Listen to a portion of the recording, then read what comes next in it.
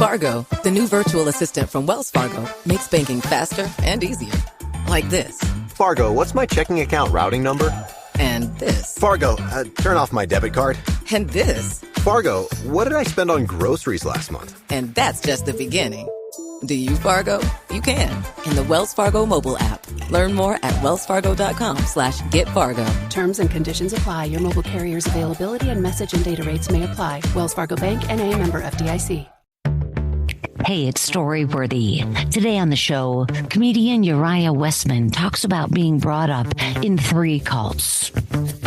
My parents were in a doomsday cult, and the leader of the cult told them they were twin flames, which is the cult version of soulmates, so they need to get together in order to balance their karma and have 3 kids and name one of them Uriah. And a stranger doesn't want to hear that. So when I meet someone, I feel like I'm not saying the complete version of who I am, but at the same time, if they ask me where I'm from and I say Montana, but I actually moved around, I can start to see their eyes gloss over and I'm like, do you want to know who I am or do you not? Today on the show, comedian Uriah Wesman talks about being brought up in 3 cults. Stay close. Hey, it's Uriah Wesman, and you're listening to Storyworthy.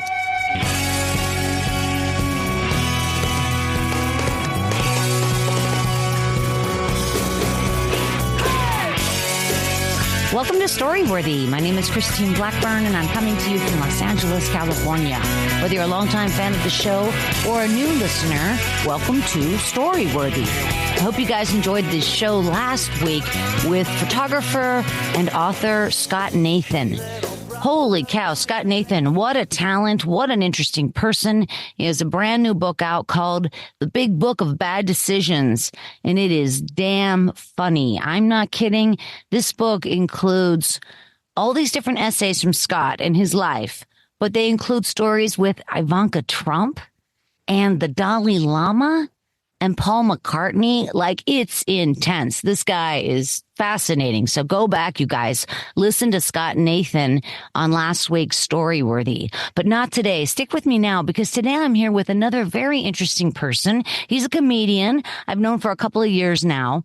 And, you know, before we even talked about being on the show, I knew he had a one-person show coming out.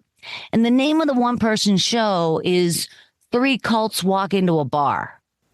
So I'm in, you know what I mean? Like, I'm in no matter what.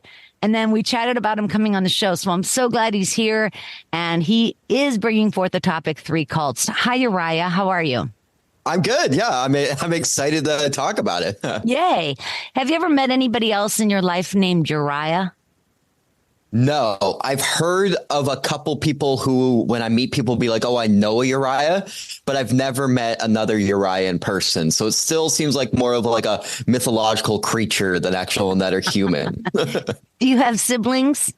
Yeah, I have a lot. So I have on my mom's side, so with the same mom as me, I have an older sister and a younger sister. Then when my dad remarried, I have 4 half brothers. Wow. Yes. Does anybody else have an interesting name? I think the most interesting name would be Aurora. Mm-hmm. And other than that, they all have basic names. Yeah. It's just interesting when parents, usually it's kind of consistent. Like, I'm from a family of 6, and all of our names are very much middle of the road. You know, I even have a sister, Karen, because it was that time, you know? Yeah. Yeah. But sometimes when they go far out, then it stays far out. But what do I know? I named my kid Alabama. So there you go.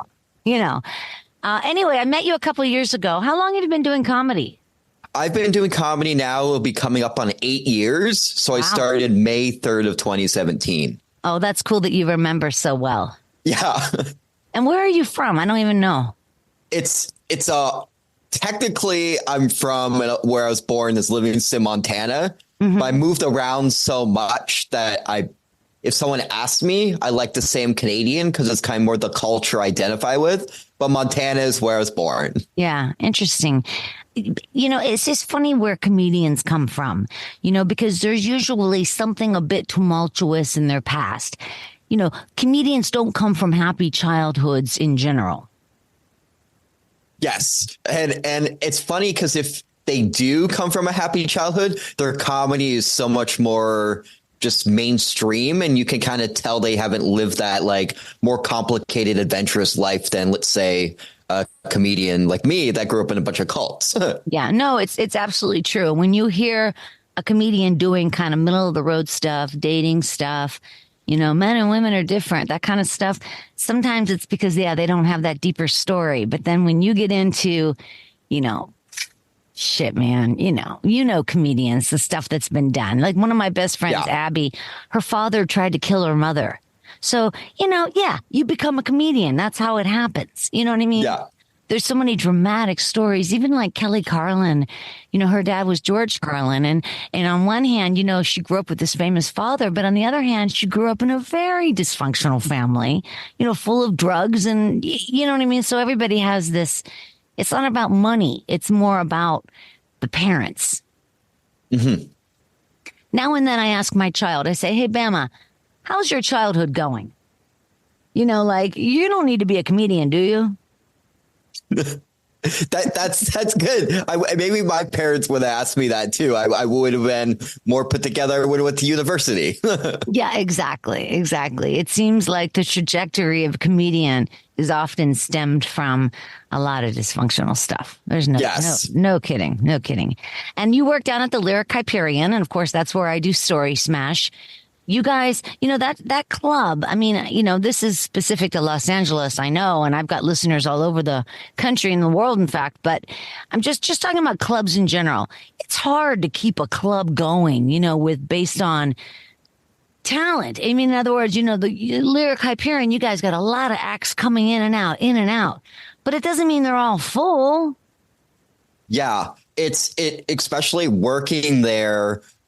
When I'm a bartender, it's more relying on tips. I try to see, so if a show sells out, I try to see what they did promotion wise so I can learn from it. Mm-hmm. Or if a show doesn't sell many tickets, I see maybe what they did. And there is no cut and paste way of getting people out. I have no idea how it happens. Some sell out, some don't. We have amazing comedy lineups, and it won't be a full house, but then there'll be a show that's sold out with just a bunch of comedians who just started. So there's no way to know what works and what doesn't. But I think what's working now at the Lyric is people know that it's a unique kind of like clown space. There's drag shows. It's going to be a place where you can catch really fun shows that are kind of more underground. Yeah, underground. I get it. But also the Lyric has that beautiful deck. And so it's just a nice place to hang out. It's not like an uppity theater. It's more grounded, and it's very local, as it were. Yes. Yeah, definitely. But that's funny that you say there's no trick, because, I've been producing Story Smash for 7 years easily. And, you're right. I do these flyers, and I do postcards and posters, and I write to everybody, and tickets move. Don't get me wrong, but they don't really move till about 2 days before the show. Yes. What is that? I don't know. It's completely stressful, especially as a producer, because you don't know how much more advertising you need to do. And then everyone decides to do the day of. And I don't know if this is just an LA thing. Even if you sell out, you don't know if those people are actually going to show up. Like on the sellout, there'll be 85 tickets sold, but only like 60 people will show up. It's like, if I spent money to go somewhere, I'm going to go there. But it seems like people will just like wake up and be like, I don't want to go. And they don't. as if money is not a factor at all. Yeah. It's so funny. And then also, like per show, I get 6 comps. So I'm really careful about how I give out those comps. Not that I don't want to give people, a break, and not that I don't want to comp people. But when you comp a ticket, it doesn't have as much value to the person. So they're like, yeah, I got these tickets. Maybe I'll go and maybe I won't. Yeah. So when I comp comedians specifically, I'm like, if you don't use this ticket and you don't tell me, I'm never talking to you again. No, I don't say that. But you know what I mean? Like, you have to tell me, because a comp is a seat. And in the producer's head, that's what you have to have. You got to have the butts in the seat. I mean, it's maddening. But I'm very happy to work with the Lyric Hyperion. You guys are always, you're very cool. Yes. All right. So we're going to get over to your story here in just a second. Before we do, I wanted to remind everybody that Story Smash, the storytelling game show, is back on Saturday, April 6th. You can go over to storysmashshow.com, get your tickets right now, or you can also follow Story Smash, of course, on Instagram at Story Smash. And please don't forget to check out My Life in 3 Songs. My Life in 3 Songs is a podcast project that I'm so passionate about. I talk to comedians about the 3 songs in their life that have impacted them. This show is really important to me, you guys. It's on Spotify. It's totally free. Just download the Spotify app for free and then follow the show. My Life in 3 Songs. Also check it out at mylifein3songs.com. All right, you guys, he's here right now. You hear him talking, Uriah Wesman. He is a stand-up comedian here in Los Angeles, and he has a really interesting one-person show coming up in May called 3 Cults Walk Into a Bar. Uriah explores his journey of growing up around 3 different cults, and one of them was a doomsday cult. So I can't wait to hear about this. And I believe you might have been kidnapped as a child, Uriah. I mean, this is crazy stuff. I'm super anxious to hear your story. You guys can find Uriah over there on Instagram at Uriah Jokes. All right, you guys, wherever you are, put your hands together for Uriah Wesman. So, yeah, that is it. It's 3 cults walk into a bar. And so whenever I meet a stranger, every time you meet someone, they'll always ask for your name and kind of where you're from. And at that moment, it's very difficult for me to know how to answer that, because in one part of me, I feel like I'm lying if I just say, oh, I'm from Montana. But then what ends up happening when I meet someone and I say Uriah, they always have some sort of story about it because it's such a unique name. Mm-hmm. And when I have a conversation with a stranger, I have a lot of anxiety over what I want to share with them. So to me, like a conversation with a stranger is more like a hostage situation because I don't know how to escape. So what I learned in my life is that I can use humor as a means to kind of connect with someone as well as a barrier with the stranger. So if they go Uriah, oh, like Uriah Heep? Yeah, my parents named me after an 80s hair band. But what will most often happen is they'll go Uriah, like in the Bible. And then there's always like a twinkle in their eye and they'll think, oh, I'm going to convert them into whatever religion that I'm a part of. And it turns out Uriah is in a lot of religions. So every time I kind of saying the identity of who I am, I'm kind of reliving that past traumatic experiences of my parents. So what I decided to do instead is to say a joke. So they go, Uriah. I go, yeah, I'm a Uriah. I'm a white cis male. So if I was ever knighted in the 7th century, my name would have been Sariah Cis. Sariah. And nothing scares someone faster than the word psoriasis. Psoriasis. But the thing about that is humor can only get me so far in life. Like if I go on a date, I can't just tell jokes the whole time because a relationship is kind of built on mutual trust and jokes. I can't just be like, oh, Uriah, I tell jokes. I tell a lot of wordplay with my jokes. My wordplay is like my foreplay. Hilarious. It doesn't work. But there's no like subreddit. There's no like how to book or anything of how many dates to go on until I tell the date that I only exist right now because in the 80s and 90s, my parents were in a doomsday cult and the leader of the cult told them they were twin flames, which is the cult version of soulmates. So they need to get together in order to balance their karma and have 3 kids and name one of them Uriah. Wow. And a stranger doesn't want to hear that. So when I meet someone, I feel like I'm not saying the complete version of who I am. But at the same time, if they ask me where I'm from and I say Montana, but I actually moved around, I can start to see their eyes gloss over. And I'm like, do you want to know who I am or do you not? So with humor is what I realize is I could bridge the gap that way as well as talk about my life, because it wasn't one cult. it wasn't 2 cults. It was 3 different cults. That made my life the Goldilocks and the 3 Bears of cults.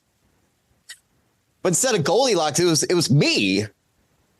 And the first cult was the Church Universal and Triumphant. And it was a Christian fundamentalist and New Age cult, which basically what that means is a New Age is it just kind of steals from a bunch of different religions, like a smash and grab, kind of taking anything of value. Hey, let's take some Eastern spirituality. Hey, how about some Buddhism? Oh, patriotism. So basically, they were the Long Island iced tea of cults. Because if you put everything together, you can barely taste the homophobia. But instead of like a fairy tale about with Goldilocks and breaking into a house and committing a felony where bears live, mine was more of a demonic tale that my parents believed that demons were on Earth in the human form, as well as aliens who've taken human form, and they're at war with the ascended masters and God and Jesus, as well as any members of the cult, to bring everyone to hell. Oh my God. Remember when you're a kid and you think there was a monster in the closet, and then your parents would reassure you there's no monster in the closet? My parents would tell me there is a monster in the closet, and that's because I was listening to rock music. Oh, no. Because what my parents believed and what the cult believed is that there was rhythm and negativity in rock music, that it was inviting demons into your soul. So what my parents would do is every kid would have their own kind of routine growing up. You know, brush your teeth, get tucked in, bedtime story. My parents would have me lie on my stomach and then use a sword blessed by the leader of the cult and scrape it down my spine to get rid of the demons. And granted, it did feel good, but what they're saying is those little like pins and needles you'll feel, and that scratching you'll feel near your spine is actually demons taking away your light. And the thing is kids will accept whatever reality the parents are presenting to them. So I thought this was real. And that's why what ended up happening is this cult, this would be before I was born, turned into more of a doomsday cult where they said the world was going to end because of the imbalance of karma in the world. So they started amassing firearms. They had an armored personnel carrier, and my dad would help build the bomb shelters. And wait, are you in Montana at this point? I'm in Montana, and this is the Royal Teton Ranch, and it's in this pristine wilderness. It's really amazing, but at the same time, you have at the height 50,000 members thinking the world was going to end, kind of tearing up that whole landscape to build these massive bomb shelters. There was an oil spill, and there ended up being a fire where they actually proclaimed that the fire stopped because they prayed and decreed the flames away. I would have thought it was the firefighters with the hoses that got rid of it. But I guess they asked angels to call 911. I don't know. How old were you at this time? At this time, I would have been like 3 to 4. Oh, my God. And that's what's, and I think happens is that I kind of, when I talk about my age, I prefer to say kind of the grade I was in, as I think of a way that just, when I really look back on it, is I didn't realize how young I was. And I don't think I should be remembering this as clearly as I remember it, because I don't think a 3-year-old, 4-year-old is remembering being tucked in as much as I remember it, as if it was yesterday. Wow. But what happened is nothing, the world didn't end. And a lot of people left the cult, but my parents stayed in it. What ended up happening, though, is that my parents split up. And when that happened, my mom started calling my dad a demon because, oh, no. Because what was happening is there was a custody battle. And in my mom's eyes, we were these beings that were going to have her ascend, and that was our purpose on life. So when we go and visit my dad, he would let us watch movies. I'm like, that's not like what a demon would do. But then he would serve us cereal with water, and that's the type of thing a demon would do. Oh, no. So then we start moving to Santa Barbara from Montana. Then we're only there for a couple months. Then we move all the way across the country to North Carolina. Then we move. Wait, why do you go to Santa Barbara? That's a very expensive place. Who goes there? My uncle lived there, and the cult also had a chapter there. I see. And what was happening, I didn't know, is that my mom kept switching jurisdictions because then it was harder for my dad to get custody of us. Oh, my. Yeah. So from Santa Barbara, California, we go all across the country to North Carolina. And we're only there for a bit, and we end up moving town to town, and that would make it really hard for me to connect with kids. But that's when I really started kind of gaining the ability to just tell jokes. And my mom kept saying my dad's a demon. So when he would visit, they would fight, and there would be this weird negative energy. So I would think that this is the case. So again, this would have been around 2002. We moved from North Carolina all the way to Montana. But this time is a little bit different, as in we didn't really move into any house or anything. We kind of moved into a hotel. And at times we would leave the hotel and sleep in the car because my mom was saying that Livingston, Montana is a gateway to hell, and the crooked Livingston Police Department in the city are trying to take us away, which is accurate. And my dad ended up getting emergency jurisdiction over us. So we started going to school maybe for about a week. And then my mom concocted a plan to take us out of school and across state lines. And I didn't realize in this moment I was being kidnapped by my own mom. Oh, my God. We've all got an Amber Alert, but I've lived one. Wait a second. So there's all three kids. Your mother kidnaps three children. She takes all three of you across state lines. Yes. There's an Amber Alert. The Amber Alert is more of a joke. Sorry. Oh, okay. So we're just kind of driving, hanging around in motels, all this kind of stuff. And we end up in Virginia Beach, which is there was some family, I guess my mom had, and we don't get enrolled in school. Nothing like that happens. And then I remember this day because it was 2003 in the springtime, and the Lizzie McGuire movie was about to come out, and we're about to go see it. And then Child Protective Services comes, and cops come, and they come to arrest my mom. And I remember this is that the cop says, we're not going to put handcuffs on your mom because the kids are here. But they're saying that right in front of me. I can hear you, but I've noticed these things is where adults will have these conversations in front of kids as if we can't hear them, where what will happen then is that my imagination will make up the difference of what that will look like for my mom in order to try to understand what's happening. Oh. So then we're still not explaining what's going on. We're at the police station for a bit. And then finally our dad comes and picks us up. And the next day we're driving again, like a week later, back all the way to Montana. And my dad decides to try to cheer us up by getting a 2-disc CD collection of Shania Twain Up. And that's another thing a demon would do.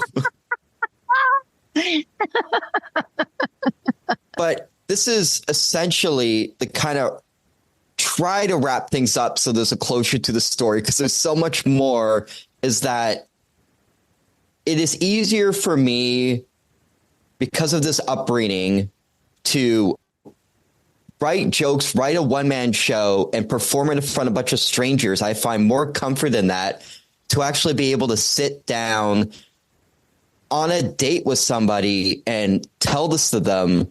And my serious relationship I was in my past, I've never even told them about any of this because it was a sense of I don't want my past to have ownership and define me. But what stand-up has allowed me to do in storytelling is to take that and actually own it, but use it to hopefully help other people. But it's more of less of a victim story and more of a origin story that I cannot let it define me, but I can use it to give me a life in the future. Yeah. Well, that's a wonderful way to look at it. But of course, I've got questions. So once you get all the way across the country back to Montana, does your father enroll the three of you into school then? Yes. And do you stay in that school? I stay in that school, and this is where another conversation with the teachers in front of me with my dad, basically saying I need to be held back mid-year because my education was horrible. It really is I have no idea how I could read and write. It's a miracle. Yeah. I used to think a capital letter is just writing it bigger than other letters. Because my mom, too, when it came to homework, she would just tell me, put it under my pillow and I'll dream about it. Oh, so it was.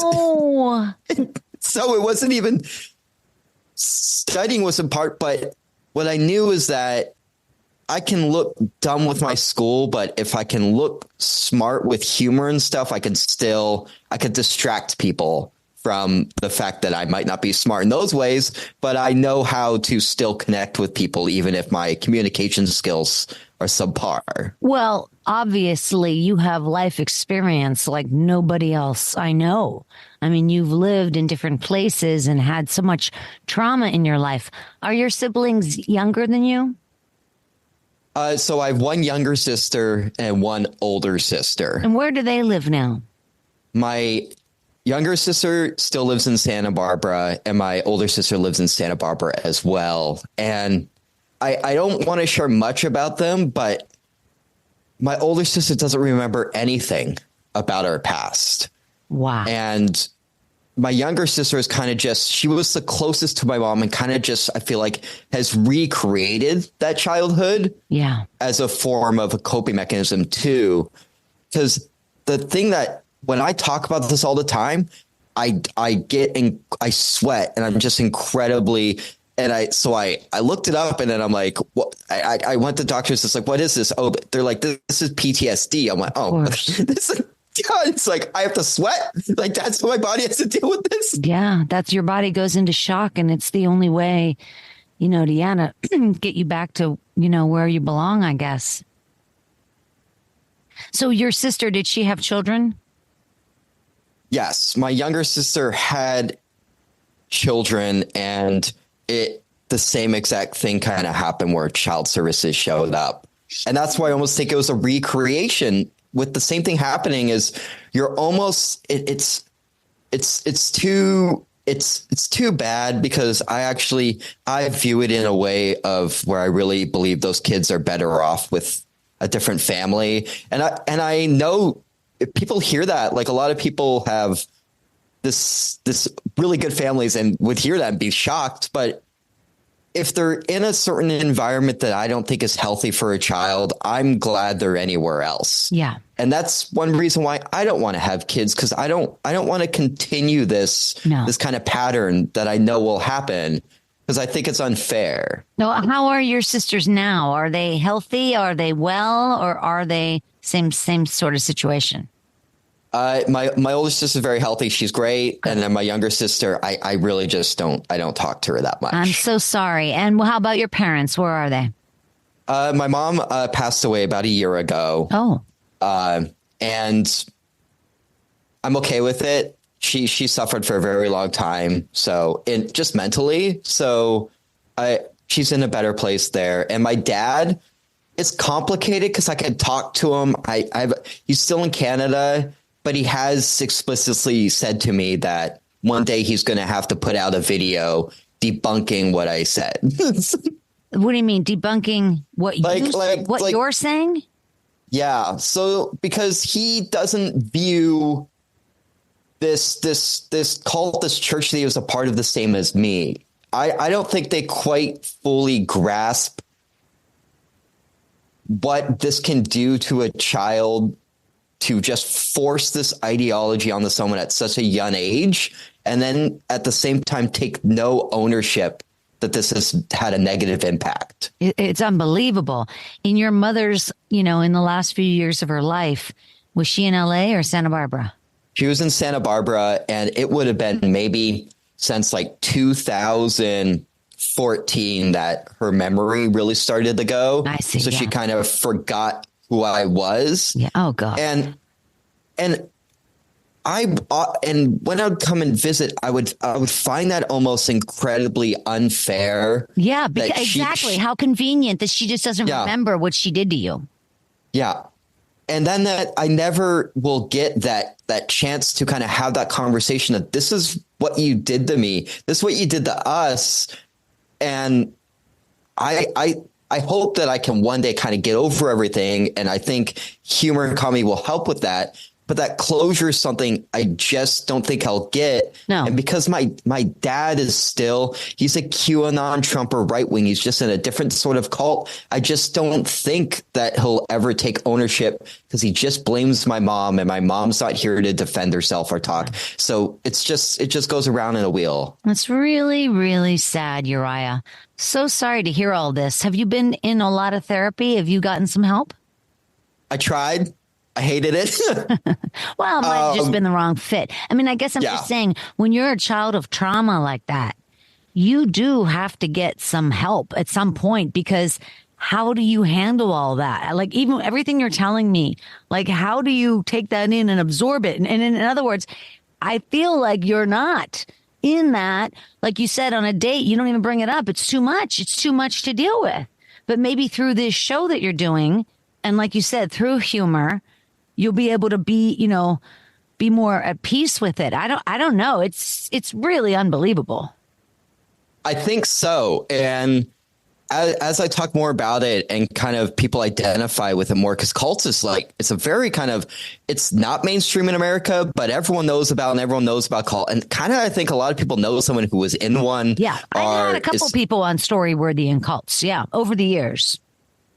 But I totally hope this is an avenue where then I will be able to get therapy out of it. And I hope, too, that this is something where someone else who isn't at this stage where they can seek therapy and all that kind of stuff can also see that they're not alone in whatever circumstance they're in. Well, that's the way you give back. That's the way you give back. That's the way you help others. So the three cults that you were in, are any of them still existing, those three cults?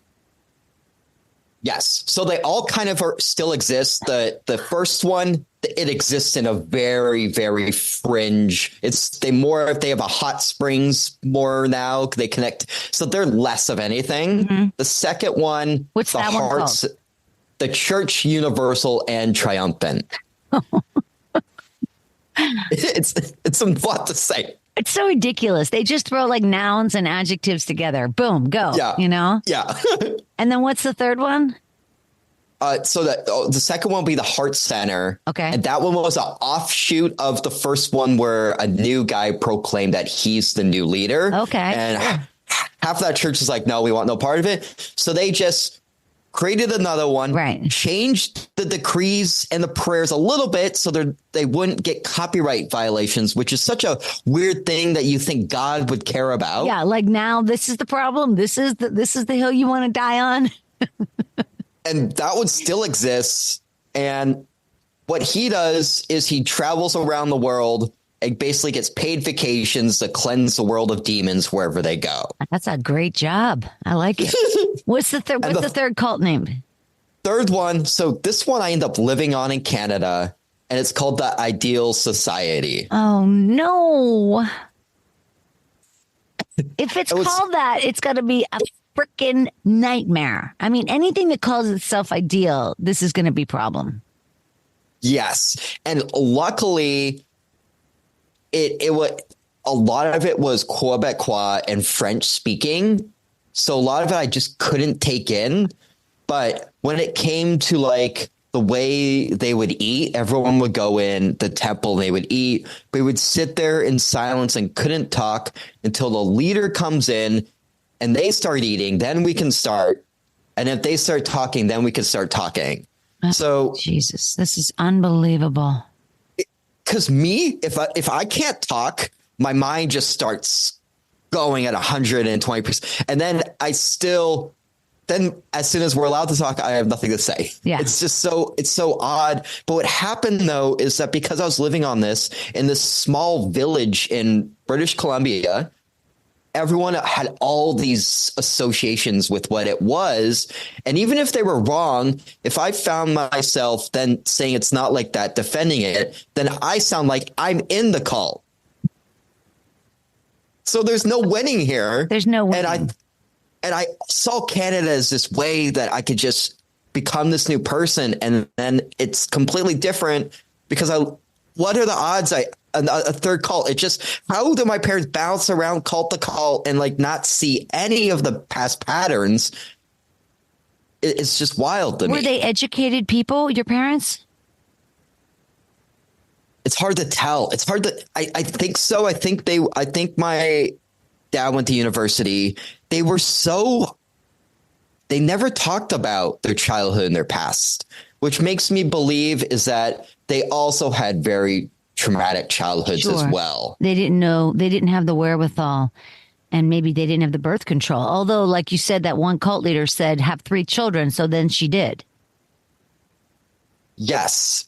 And what's so odd about that is that was the second arranged marriage that my dad was actually previously married. And I guess they couldn't have kids or whatever. So then the cult leader was like, we got it wrong. There's another twin flame. And I'm like, what is this? How convenient. Yeah, that's great. Yeah. Well, this is really a lot. And I'm so happy that you're working it through. I suggest when you go on a date that you just say, I had a really tumultuous childhood. Let's just talk about something else. And then don't even share the information unless you're going further with the person. You know what I mean? You're right. You just can't dump it all out. They'd think you're out of your mind anyway. You have to be cool. But I would just be like, it was pretty tumultuous. Can we just talk about something else? And then later maybe get more into it. But yeah, it's too much to just divulge. Either that or you can just say, can you please listen to Storyworthy with Christine Blackburn? Because then you'll find out everything. Yes. Yeah, send in the podcast. Just send the podcast. That's right. Just drop it to her on the phone. Hey, this has been so much fun talking to you. I'm really looking forward to seeing your one-person show, 3 Cults Walk Into a Bar, on May 11th at the Lyric Hyperion right here in Los Angeles. Again, you guys, find Uriah over there on Instagram at Uriah Jokes. You are super interesting. I'm super glad I met you, Uriah. Yeah, this has been absolutely fantastic. And thanks for sticking through all the technical stuff. You made it very open for me to be able to talk and share, so that I really appreciate that. This is great. All right, you guys, don't forget to check out storyworthypodcast.com. And of course, check out My Life in 3 Songs. Please, mylifein3songs.com. I really need you to check out that podcast. And remember, Story Smash is back on April 6th. So get your tickets right now at storysmashshow.com. All right, you guys, one more time on behalf of the very talented Uriah Wesman, thank you so much. Yeah, thank you very much. My name is Christine Blackburn, saying, make it a story-worthy week.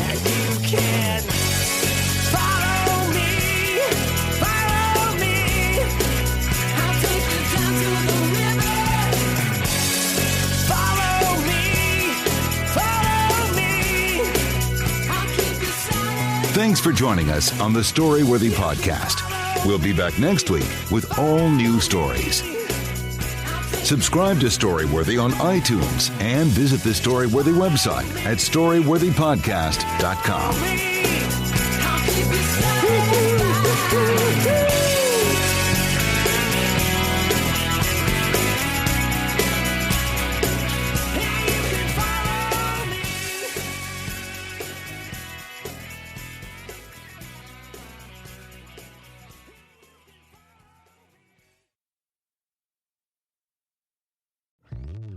Hello, Saver.